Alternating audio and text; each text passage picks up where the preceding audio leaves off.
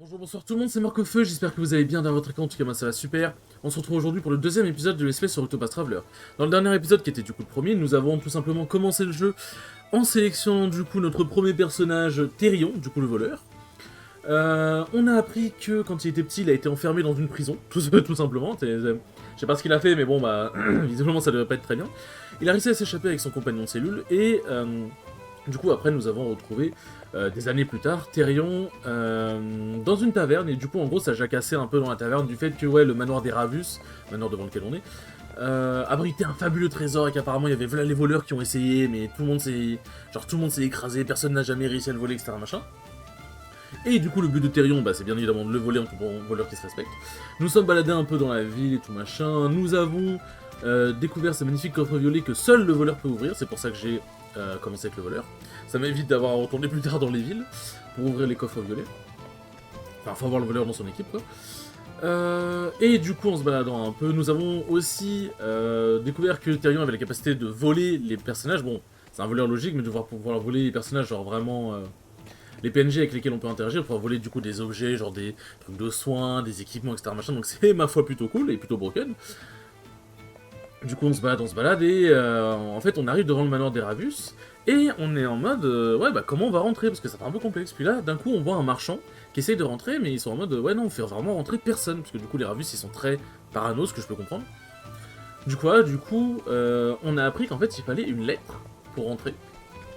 Du coup, nous avons volé une lettre, cette lettre recommandée, du coup, en gros, c'est une lettre recommandée de la part des Ravus, disant que, ouais, ce marchand, il est tellement populaire, on le veut chez nous.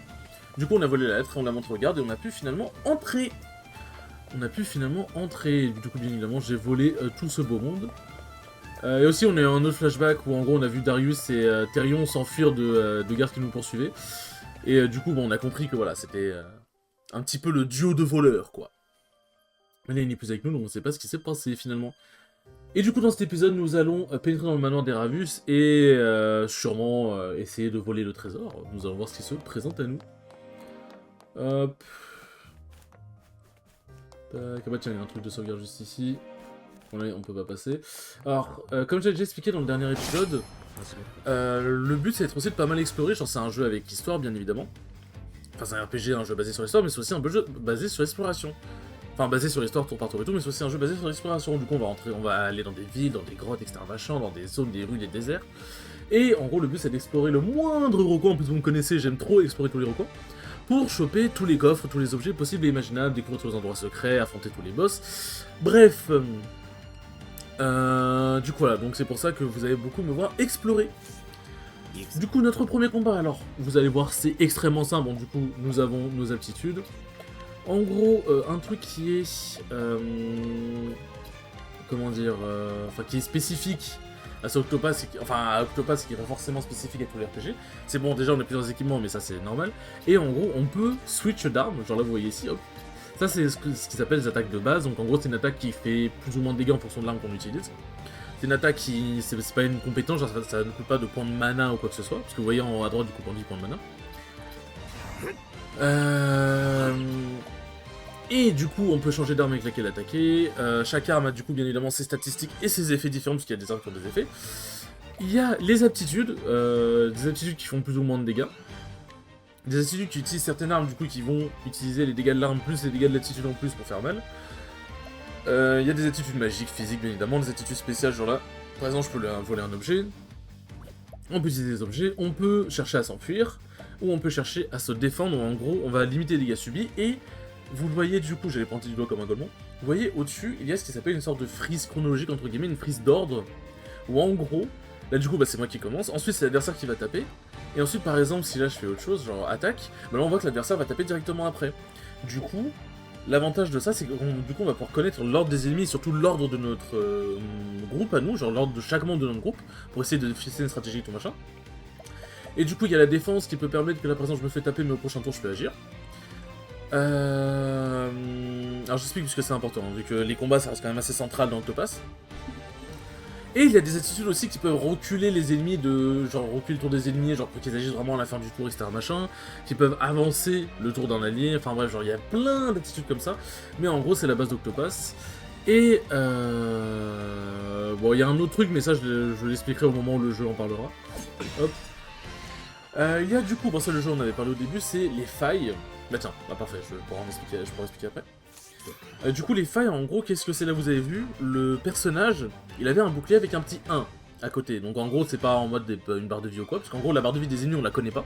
Sauf avec des attitudes précises, mais du coup elle n'est pas affichée en permanence. C'est un peu comme Monster Hunter finalement. Et en gros la faille c'est quoi? C'est chaque personnage dans le jeu, enfin chaque adversaire, chaque monstre, chaque mode, n'importe quoi, a des faiblesses. Donc en gros, il y a différentes armes dans le jeu. Là, on voit couteau et épée, mais il y en a plein d'autres après. Enfin, il y en a plein d'autres qu'on découvrira après. Et en gros, quand on tape ses ennemis avec ses armes ou ses éléments, puisque ce n'est pas forcément que des éléments, enfin que des armes, ça peut être des éléments, bah du coup, on affaiblit l'ennemi, donc c'est pour ça que c'est point faible. Et une fois que la barre elle est passée à 0, bon là du coup c'était à 1, du coup en un coup elle passe à 0, l'ennemi est du coup étourdi, ce qui fait qu'il n'agira pas pendant ce tour. En gros, comment expliquer? En gros, là il est étourdi, donc en gros il ne tapera pas après moi. En gros il a été censé taper après moi, mais comme je l'ai étourdi, je vais pouvoir taper sans qu'il me tape juste après. En gros l'étourdir c'est, pendant un tour il ne fait plus rien. Ce qui fait qu'il y a des stratégies où en gros faut étourdir un mob très souvent, pour éviter qu'il nous frappe et tout machin, et quand ils sont étourdis ils subissent plus de dégâts aussi. Et du coup là c'est très important d'essayer de connaître les faiblesses des adversaires, d'essayer de les stun et tout machin, parce que comme j'ai dit ils subissent plus de dégâts donc c'est vraiment très intéressant. Et du coup, bah voilà, il y en a qui sont faibles au couteau, au feu, n'importe quoi. Et du coup, c'est très important de savoir jouer autour. Et là, du coup, le jeu a montré quelque chose, c'est le mode exaltation. Qu'est-ce que c'est le mode exaltation? En gros, vous voyez les deux petits points jaunes qui clignotent au-dessus de ma barre de vie, c'est du coup les points d'exaltation. En gros, sauf certaines compétences qui nous font attaquer plusieurs fois, quand on fait les attaques de base, on ne peut attaquer qu'une seule fois. Genre, ça fait une seule attaque. Quand on fait exaltation, genre là, j'appuie une fois sur exaltation, ça me consomme 1 point. Genre là, ça me dit si je le fais, ça consomme 1 point. Ça me fait attaquer une deuxième fois d'affilée. Donc ça, c'est très important. Pour pouvoir briser, par exemple, la barre de faiblesse d'un ennemi plus rapidement. Si jamais, genre, il reste 3 trucs de faiblesse et qu'on veut le péter rapidement, bah, on utilise 2 points d'exaltation pour qu'il tape 3 fois, comme ça. Et aussi, ça renforce les compétences. Là, par exemple, vous voyez, hop, en point d'exaltation niveau 2, niveau 3. Ça fait pas genre en mode, je sais pas, genre la compétence ça va pas taper plusieurs fois sauf si c'est dans le truc de la compétence d'être améliorée comme ça, mais elle va faire plus de dégâts. Et en gros, on gagne un point d'exaltation au début de notre tour, et si jamais, bah là c'est ce que je vais, bon là dans tous les cas il va crever, hop, ah bah non, il va pas crever, bah là du coup comme j'ai utilisé des points d'exaltation, je n'en gagne pas au tour d'après. En gros, je gagne un point d'exaltation que si jamais j'en ai pas utilisé au tour précédent. Bon là il est mort. Mais là, en gros, du coup, j'aurais gagné un point d'exaltation le tour d'après. Et du coup, faut vraiment être très attentif, être assez stratégique là-dessus. Et du coup, on peut stacker jusqu'à 5 points d'exaltation. Et les compétences et tout le bordel peuvent s'améliorer jusqu'à un max de 3 points d'exaltation utilisés. Du coup, donc ouais, faut quand même vraiment faire gaffe.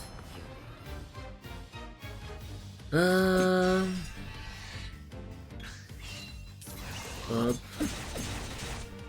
Ah tiens, il est empoisonné, tiens. Hop. Faut quand même vraiment faire gaffe avec le fait que du coup, si on utilise l'exaltation le tour d'après, on n'a pas de point d'exaltation, donc faut vraiment faire attention là-dessus. Alors bien évidemment, comme tout bon RPG qui se respecte, les personnages ont des statistiques, là on peut le voir, du coup, attaque, défense, etc. machin. Et à chaque montée de niveau, les PV et les PT, puisque PT donc c'est point tactique, donc c'est le mana basiquement, est restauré à fond. Donc ça peut être pas mal quand on fait des sessions d'entraînement, d'être en mode plutôt que de faire des allers-retours à se soigner en boucle dans l'auberge, bah si on sait qu'on va bientôt level up, on force un peu, et une fois que tout le monde level up, bah genre, enfin une fois qu'un membre de l'équipe level up, il régénère tout. Donc c'est ma foi plutôt pas mal. Hop. Et le reste, bon ça, le reste on verra plus tard, c'est quand le jeu en parlera, je vais pas non plus tout débiter parce que sinon, ça va être un petit peu long. Hop, alors bon voilà, il y a plein d'ennemis comme ça. Alors lui je suppose qu'il est faible à l'épée, voilà. Voilà, les ennemis ont des faiblesses différentes. Genre lui par exemple il est pas faible à la dague mais il est faible à l'épée.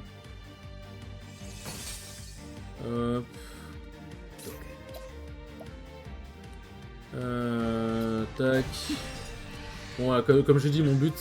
Ah voilà, j'avais pas gagné pour les exaltations le tour d'avant, maintenant j'en gagne un. Hop, mon but ça va être de fumer un peu tout le monde histoire d'XP. Tac, voilà. Et du coup ça augmente les stats à chaque fois qu'on level up, hein, bien évidemment. Ah oui, je vais regarder un truc. Bon, il y a un truc de sauvegarde ici.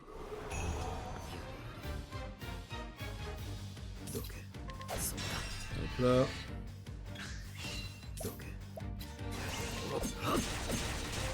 Mais du coup là vous voyez le jeu il est incroyable visuellement. Genre le jeu vraiment visuellement c'est je bande. Vraiment le jeu visuellement je bande. Genre les animations sont incroyables. Tout est incroyable, le sound design est incroyable, bref le jeu est incroyable, s'il te plaît fais-moi des enfants. En tout bien tout honneur bien évidemment. Hop. Bon là y'a rien. Tac. Et du coup bien évidemment, si on attaque avec une arme ou un truc auquel ils sont faibles, en plus de briser leur garde entre guillemets, ils subissent plus de dégâts de base. Genre par exemple là si j'avais attaqué, genre par exemple s'ils sont stun ils subiront quand même plus de dégâts en utilisant une dague qu'une épée quoi. Genre ils subiront plus de dégâts de base de l'épée, mais si j'attaque avec une dague ils subiront encore plus de dégâts. Hein. Genre c'est vraiment leur faiblesse quoi.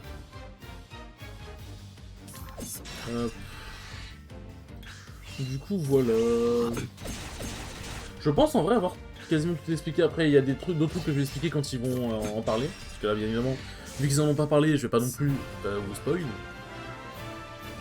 Je ne vais pas non plus vous spoil. Hop là. Et là il y a un coffre. Raisin curatif, oui. Et du coup voilà, faut bien explorer bien évidemment. Hop.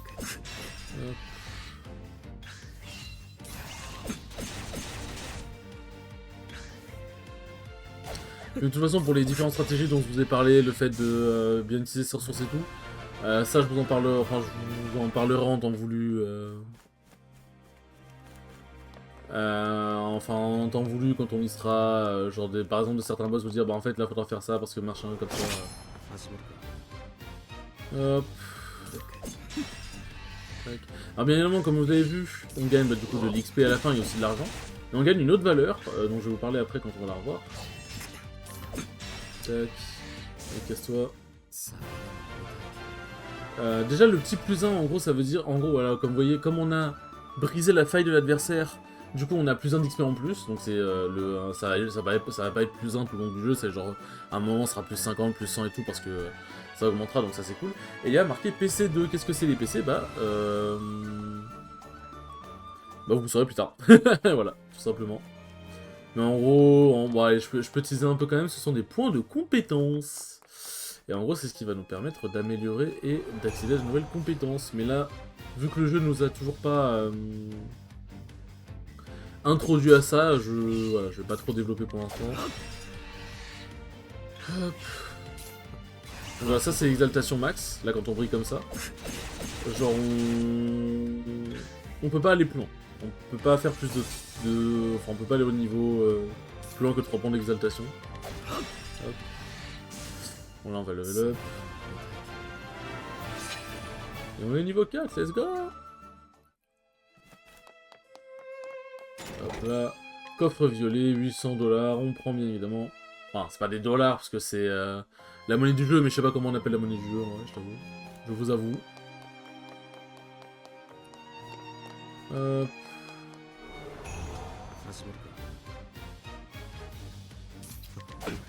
Hop là, bon, il y a quelque chose dont je voulais vous parler. Je voulais bien évidemment vous raconter un peu mes aventures sur Smash Bros. Parce qu'il s'est passé des trucs, hein, clairement. Et puis comme j'ai dit dans le dernier épisode, j'avoue que ça m'a quand même un peu manqué. Il s'est passé, ma foi, des petits trucs plutôt sympathiques. Bah tiens, parfait. C'est parce qu'en fait, il fallait un nombre de PC suffisant pour débloquer l'option. Il s'est passé des trucs déjà, comme je l'ai dit dans la vidéo du coup mise au point 2024 et tout. Et tout pour enfin, comment dire, point pour 2025. Enfin, mise au point pour 2025. Du coup, je suis passé sur Wario. Je ne joue plus Pokémon Trainer, je joue Wario. Et il s'est passé des choses, il s'est même passé beaucoup de choses, je vais pas vous mentir. J'ai eu plusieurs étapes. Alors déjà, il faut savoir que j'ai Swap de main juste avant l'UFA. Swap de main juste avant un Major, il est peut-être plus intelligent. Et vous auriez raison. Mais voilà, en fait, genre en gros, pour expliquer, je me sentais vraiment plus à l'aise avec Pixie, j'avais vraiment l'impression que le perso ne correspondait juste pas, en fait, genre il correspondait pas à comment je voulais jouer dans le jeu, comment je voyais le jeu et tout. Et en fait, je me suis dit, bah en fait, juste Wario, quoi, genre... Juste, genre Wario, le perso me plaît trop, et il correspond trop à ce que je veux, genre les mouvements de Wario, les coups de Wario, la façon de jouer Wario, genre en fait, tout me convient chez Wario. Vraiment tout. Ah oui, oui, bien évidemment, là, comme vous voyez, il peut y avoir plusieurs ennemis.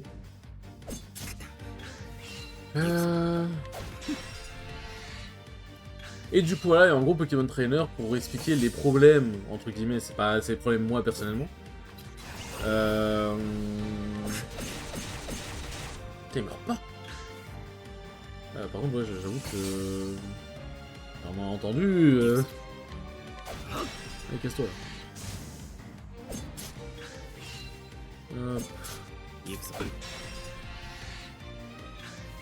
Tac. Oh. Oui. Et là je rigole, je meurs. Tac. Mais non, je vais pas mourir, vous inquiétez pas, en plus je monte au niveau. Hop là, et voilà, magie, j'ai récupéré tous mes produits. Mais en gros, pour expliquer, point par point, en gros, du coup, ce qui me gênait, c'est du coup un peu comment fonctionnait le perso. Genre, il y avait des trucs que j'avais du mal. Alors ça, je vais prendre tous les jours. Donc voilà, les PC, bien évidemment, hop, voilà, plein de compétences et tout. Et plus on prend de compétences, plus la prochaine compétence coûtera cher. Ah mais putain, mais c'est pas donc, ok d'accord, c'est une... Ok, c'est une... Je ne pensais pas que c'était... Je pensais pas que c'était une épée, my bad. Donc Espadon, sur le coup, j'ai pas trop tiqué. Hop. Et aussi, ouais, quand on prend l'ennemi par surprise, du coup, on peut attaquer sans utiliser le temps de répliquer derrière. Et du coup, vous allez voir ce que je vous disais. Hop, vol de PV, 3 frappes par 2 fois et tout, niveau 3. C'est quand même un petit peu plus sympathique que d'utiliser des attaques de base, on va pas se mentir, hein, parce que là, je lui ai juste déchiré sa grand-mère, en fait. Donc voilà, hop, passe tout à gauche, ouais, j'ai rien oublié, ok, parfait. Donc ouais, ce genre d'aller-retour là, ça va être un petit peu nécessaire pour vérifier qu'on a bien tout clean, bien évidemment. L'ennemi peut aussi nous prendre par surprise, et on va juste subir des dégâts sans rien pouvoir faire. Hop. Alors comme vous le voyez, bon, le voleur, hein, il consomme pas à balle de mana, ça va. Hop. Les combats sont tout de suite plus rapides. Hein. Et en gros, pour expliquer point par point, j'avais... Bon, ça, j'en ai déjà un peu parlé, mais j'avais... Encore... C'est qu'il faut la lui. Ah putain, ça... d'accord, c'est un vrai marchand, my bad, pardon. Non, bon, en vrai, j'ai ce que je veux. Hein. Ouais, donc c'est là, donc non. Hop. Bah lui, hop, je peux juste faire vol de PV directement en boost. Et voilà. Tac. Je pense que je vais essayer de passer juste un niveau, en plus comme ça me sauve mon mana. Et derrière, j'affronte le boss visiblement qui m'attend. Hop.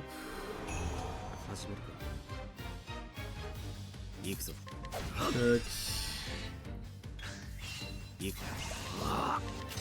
Oui, non, du coup, en gros, pour expliquer, donc déjà la mécanique de swap, où en fait j'avais quand même déjà du mal à devoir swap entre 3 persos de base, jouer plusieurs persos, en vrai ça va, mais le fait de swap entre 3 persos, bah, j'avais du mal parce qu'en gros, là où j'avais du mal, c'est, genre quand je fais ma phase d'avantage, je suis dans mon combo et tout avec Carapuce, j'avais du mal avec le fait que je dois swap sur un bizarre, du coup, ralentir ma phase d'avantage, voire la couper un peu.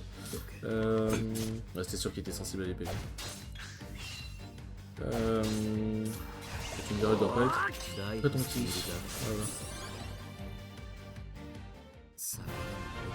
Voilà. Tac. Elle encore une fois et on est bon. Enfin encore 2-3 combats et on est bon. Ouais, du coup, en gros, j'avais du mal avec le fait de devoir couper ma phase d'avantage en deux et d'y être entre guillemets obligé pour optimiser la phase d'avantage en fort. En gros, ce que je veux dire, c'est ce que je trouve dommage, c'est une fois que je finis mon combat avec Carapuce, c'est je peux pas venir directement et je garde le mec avec Carapuce parce que c'est moins rentable que de swap et du coup laisser un peu le temps au mec de recover entre guillemets. Et ensuite je mets le truc avec Herbizarre. Et en gros le fait que que je dois couper ma phase d'avantage en deux très souvent, j'avoue ça me saoulait un peu. Ça me saoulait un peu, j'étais en mode mais moi je veux juste genre je veux avoir le choix entre soit je go in le mec, soit je suis patient mais genre c'est moi qui ai le choix tu vois. Et genre je go in le mec et que ce soit rentable. Et du coup il y avait ça un peu. Le fait que Carapuce, bah j'aimais beaucoup le perso, mais du coup bah comme il avait du mal à tuer, ça avait été un peu frustrant et ça allait avec le fait qu'il fallait que je le swap et tout machin. J'aimais beaucoup Herbizarre, mais bah son neutral, j'avais un peu du mal sachant qu'il était assez lent. Et j'aimais beaucoup Dracofeu, mais quand il touche, bah il avait pas assez... En fait il mettait pas assez de patate en fait. Et du coup en fait c'était des points qui s'enchaînaient petit à petit, qui me frustraient de plus en plus. Et en fait j'étais en mode mais... Est-ce que je peux apprendre? Ouais, non, je peux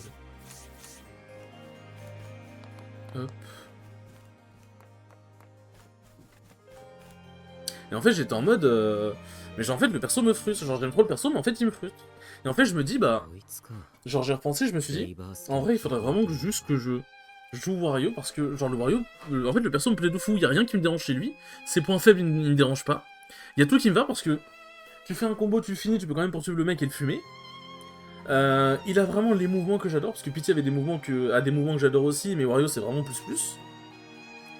Le perso est trop satisfaisant, il est trop tout, en fait, genre il est trop, c'est Pity tout en un.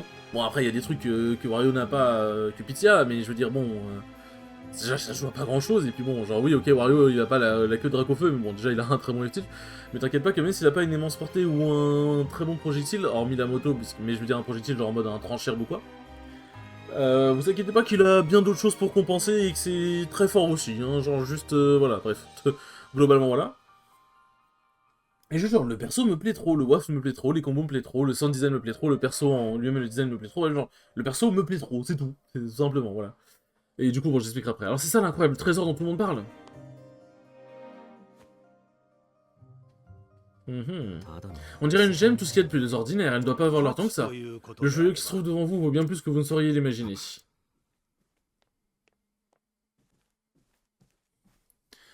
Qui êtes-vous, monsieur? Votre attitude à appréhender sa valeur est pour le moins déconcertante. Et vous êtes qui, vous, au juste? Il faut être particulièrement doué pour réussir à me surprendre comme ça.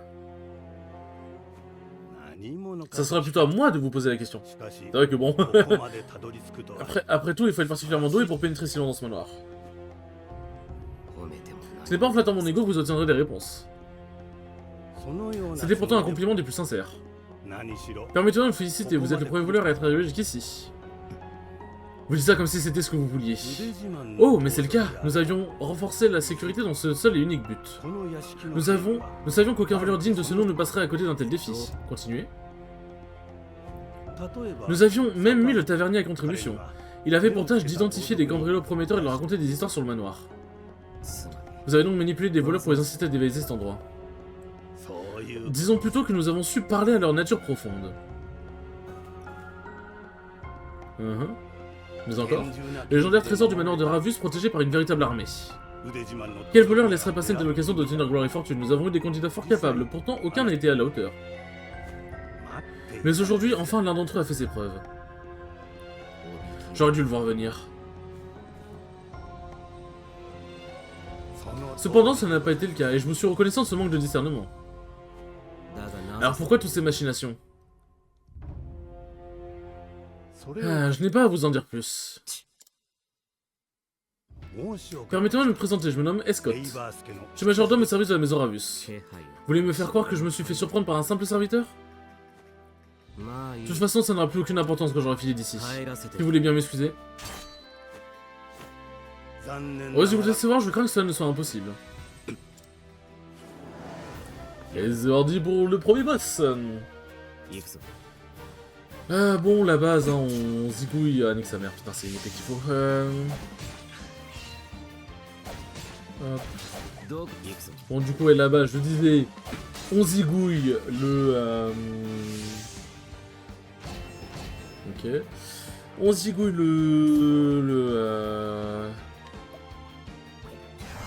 attends, le sbire, quoi, genre, en gros, le... En fait, j'ai envie d'utiliser le langage de World of Warcraft, mais genre les ZAD, en gros, genre le... Le petit mob derrière, qui, en fait, le petit mob à côté qui peut grave casser les couilles, en gros. Faut le zigouiller lui, généralement. C'est un peu la base des RPG, MMO, etc. Et ensuite, on s'occupe du boss. Parce qu'en plus, bah, le petit mob de merde, c'est le plus facile à buter, généralement. Bon, là, il est pas mort, mais vous avez compris l'idée. Voilà, c'est bon, il est mort, enfin.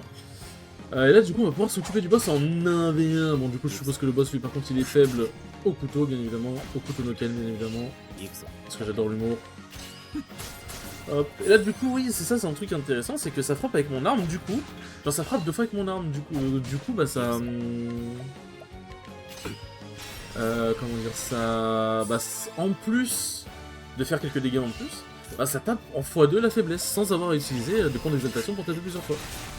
Et ça, c'est vraiment, vraiment très intéressant pour le coup. Sautille agilement, il semble capable d'esquiver, vos attaques sont le moindre mal. Semble plus aiguisé. Oui, du coup, les boss peuvent se buff, bien évidemment. Prends sa posture de combat normale. Hop.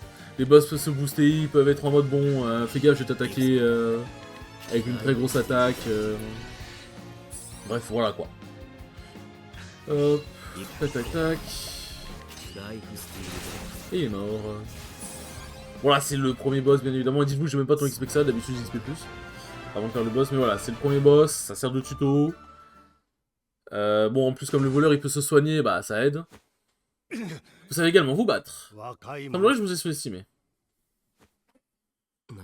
Et moi donc, vous avez appris ça à l'école des majordomes? Je vois que vous avez encore certains doutes quant à ma véritable profession. Il est vrai que ma victoire prend le contre-pied de mon affirmation. Votre victoire? Et oui, il nous a mis un bracelet de fourbe. Qu'est-ce que... Tout voleur digne de ce nom saurait reconnaître cet objet. La marque du prisonnier, le bracelet du sauf, comme l'appellent certains. La preuve indéniable de l'erreur humiliante commise par un voleur. Retirez-moi ça tout de suite! Une fois encore, je crains que cela ne soit impossible. Si je voulais passer au bras, ce n'est pas sans raison. Quiconque le verra saura que vous avez essuyé un échec cuisant aujourd'hui. Espèce de... Avec la musique dramatique. J'imagine toutefois qu'un homme aussi fier que vous refuserait d'être vu ainsi. Ce qui me donne un avantage certain dans nos négociations. Nos négociations? Bonjour mademoiselle. Vous avez certes pénétré dans ma demeure, mais je suis prête à fermer les yeux sur vos transgressions. Génial, puis on est de fou.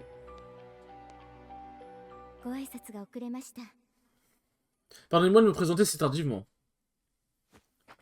Je suis Cordélia Ravus, la maîtresse de cette maison. Toutes mes félicitations à votre décorateur d'intérieur, il s'y connaît en piège. Permettez-moi de vous fournir quelques explications. Les trésors que vous convoitez, les pierres draconiques appartiennent à ma famille. Vous m'en direz tant. Nous nous les transmettons de génération en génération depuis fort longtemps. Des pierres draconiques, je n'en vois aucune. Je n'en vois qu'une. Oui, il y en avait d'autres, fut un temps. Mais elles ont été volées lors de la période troublée qui a suivi le décès de mes parents. Fort heureusement, Escott a été en mesure de récupérer le saphir draconique. Quel dénouement, c'est si touchant, je suis censé verser une petite larme? Peut-être lorsque vous aurez compris votre rôle dans cette histoire. Récupérez 3 autres pierres et nous retirons le bracelet. C'est donc ça votre plan. En effet, mais il faut que vous sachiez que je n'avais pas le choix. Vous êtes des petits malins, vous devez obliger un voleur à en attraper un autre. Les bandits ne disent-ils pas que celui qui est piégé ne doit s'en prendre qu'à lui-même? Ah, c'est un peu vrai. Si, c'est bien ce qu'on dit. Pour un majordome, vous en connaissez un rayon sur le milieu. Je ne saurais vous ennuyer avec mon histoire, alors que des affaires autrement plus pressantes nous occupent. Acceptez-vous d'accomplir la mission de Mademoiselle Ravus, jeune voleur? Si vous refusez... ouais, si refus, c'est bon, je m'en charge. Excellent, j'espère que votre entreprise sera couronnée de succès. Petit fils de pute. Ah, vous revoilà. Et avec une histoire à raconter, on échange d'affaires bien tassées. Désolé, mais c'est pas comme ça que ça marche par ici. Je reviens tout juste du manoir de Ravus et j'ai une conversation très intéressante avec des dénommés Escott. Vous connaissez? Vous avez pourtant dit de ne pas y aller, alors vous avez trouvé ce que vous cherchiez? Et plus encore, sans compter que ça m'a donné drôlement soif, il va me falloir 2 verres pour me débarrasser de ce goût amer. Je vous sers ça. Aïe aïe aïe. Dirigez-vous vers le nord en sortant de la ville. Hop. Est-ce que je peux vendre des trucs intéressants? Alors il y a des objets qui sont faits exclusivement pour la vente. Bon là c'est je vends un truc de moi là mais... Épée longue, ça on s'en fout, c'est l'objet de base. Hop, ça on va garder. Ça c'est le truc de base. Ça c'est le truc de base. Ça j'en ai que de toute façon. Acheter. En vrai, est-ce que c'est pas intéressant d'avoir de la vitesse en plus? Enfin d'avoir la vitesse... Ouais, vas-y, tu sais quoi? Oui. Hop là, parfait. Vendre. Non, l'espadon, je vais quand même le garder, c'est pas sérieux. Hop là, bon, sur ce, les enfants... Ah oui, putain, j'ai pas été régénéré en point de vie.